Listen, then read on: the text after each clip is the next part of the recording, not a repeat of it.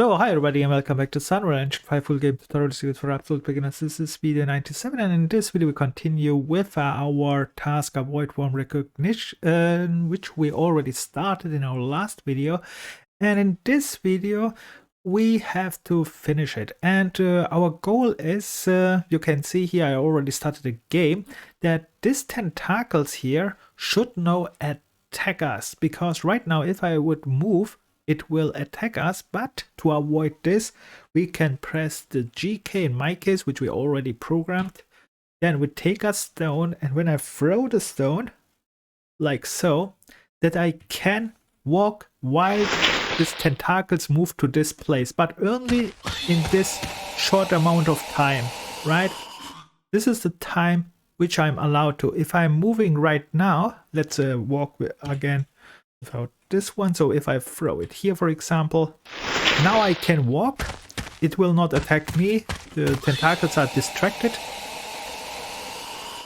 But if I'm walking without using the stone, so with other words, without using the distraction, now it is attacking me because it's walking exactly to my position and I die. This is the thing what we are going to finish right now. So, and in our last video we already created this part here. That is the part where we created a sequence, and then we created our gate. We made the open gate custom event and close gate custom event. And yeah, this thing we didn't do it. We made this one, but all other things we did. All right. Okay, and now we continue. And the problem here is, or not the problem, now we have to call this custom events which we created in our last video, right? There's to open this gate and to close this gate. And now let's try to find the right place where we have to do this. So the point is, when I take the stone, so you have to find the function where you take the stone. In my case, it is the GK, and all this kind of stuff we already programmed. Here, I take the stone. All right, then I spawn here the stone, and then I attach it to my hand and so on. And important is, when I throw the stone, here I take it with G, and with O in my case I throw it. And when I throw it, you can see I said simulate physics, add the impulse so that the stone flies. And after the stone flies, I want that this gate is closed, right? So when I start to throw the stone, which means the stone flies, it will hit, and then I want close the gate. And close the gate means here, let's go back to our function, which we created in the last video. That is the close here. Close gate means if I walk now here, because this one is activated, and you can see the sequence here will all time activated when I press forward K or backwards K. We can see it, this whole thing here goes here.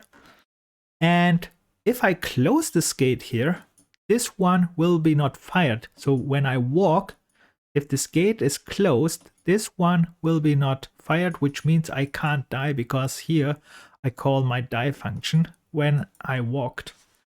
It reacts also on walk. Okay, and yeah, so with other words, you have just find in your code where you want add, and here we just call, I called it here, you just call the custom event which you created, in my case, gate close. Oops, gate close. Close. This was the other one which we created, but you call it here. And then what I did there more is a little bit more things, because then I created a sequence, and I think this kind of stuff we already have. If not, I explain it fast again. So the sequence should be here only to do two things. One, I make a delay, and then I destroy the actor. That was the stone. I think we already made this. And the other sequence, again, a little delay, and then the tentacle moves to the place where the stone dropped. All right. That's the gate close actually, and that's all what we have to do to avoid get attacked by the tentacles. But the next step is I want, after the tentacles spawn at the position where the stone dropped, I have to activate this this gate again. That's very important. So we find now gate open, and in my case the gate should be opened again after the here tentacle teleport to throw destination. So after the tentacles teleported to the throw destination, so that was there where they come out, and then you find this place on your, in my case it's this one, and all this kind of stuff we already made, and you just add at the end of this one here to show the tentacles come up again. And then I want gate open here. You just call here the other custom event gate open, and if you are doing this one, then you are opening this gate again. So in my case this one, which means this one can react again, but it will not immediately call it. That was the reason for that is this one, what we set up yesterday as well. That was it. There is one more condition, and the condition is as long as you stand still, you are not dying. But if you are pressing a movement key, in my case a forward, backward, right, left, one of them, this is this case, then this one will be set to true, and the die function will be called. In this case it's first the tentacle moves to you and then it will kill you. So I think that's already it for this video. So, and there could be some other problems perhaps, because this one will go on a little bit. I have here other things which are probably also important, but we will talk about this in the next video. But this is the little system what I have made here to activate and deactivate the tentacles. And here I want to mention also something, perhaps it's important, perhaps not, I don't know. This whole system with this tentacles we could also make perhaps with a graph. What was called here in Unreal Engine again, it was called this behavior tree. Yes, perhaps it's possible, perhaps not, because the behavior tree, I think it requires a nav mesh, but the problem is the tentacle should move below the ground, not over the ground. So I have not tested it. And the next thing is, which is interesting, normally you can see I need more or less I need here parallelism, which means threading. In C++, threading is not so difficult, but in Blueprint threading it's a little bit more difficult, I think. It's a little bit too advanced, and I don't know if I will use it. Here I made something which can avoid threading. It's not perfect, it's just tinkering. I will show you this in the next video. But if this will not work, then yeah, I will look how we can make threading. And Blueprint threading means just parallel work at the same time and react also at the same time.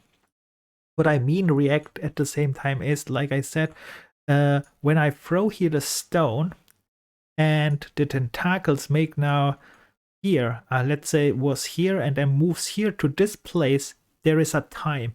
At this time I can walk, and you can see this is a time which is parallel, and if this is parallel, there should be react also to a variable at this time. And yeah, that's why a parallel work would be nice here. But yeah, it's a little bit more advanced, and that's why I want to avoid this for a beginner tutorial.